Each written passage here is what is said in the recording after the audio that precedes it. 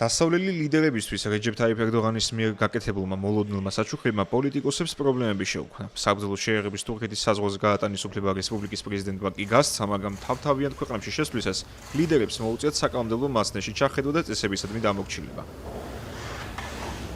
ყველაზე დიდი სიურპრიზის წინაშე აღმოჩნდა ბელგიის პრემიერ-მინისტრი, რომელმაც მხოლოდ სამშობლოში დაბრუნების შემდეგ შეიტყო რაიდო მის ბარგში. როგორც გაირკვა, ბარტ დე ვევერს იერარქიის გადაცემა აეროპორტის პოლიციისთვის მოუწია. ერდოღანის ნაჩუქარი რევოლვერი ფრიდრიხ მერცმა ანკარაში გერმანიის დიპლომატიურ წარმომადგენლობას დაუტოვა, რომელიც უკვე თავად უზრუნველყოფს შეერების ტრანსპორტირებას ბერლინში, სადაც იგეგმება საჩუქრის სახელმწიფო კოლექციის სიაში ჩამატება.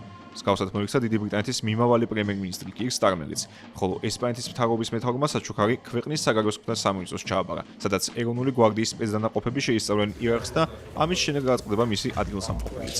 ევროპული მედიის თანახმად, ევროკომისიის პრეზიდენტი ურსულა ფონ დერ ლაიენი საჩუქრად მიღებულ რევოლვერს ბრიუსელის სამხედრო მუზეუმში ჩააბარებს მას შემდეგ, რაც მას ანკარადან ბელგიის დედაქალაქში აგზავნიან.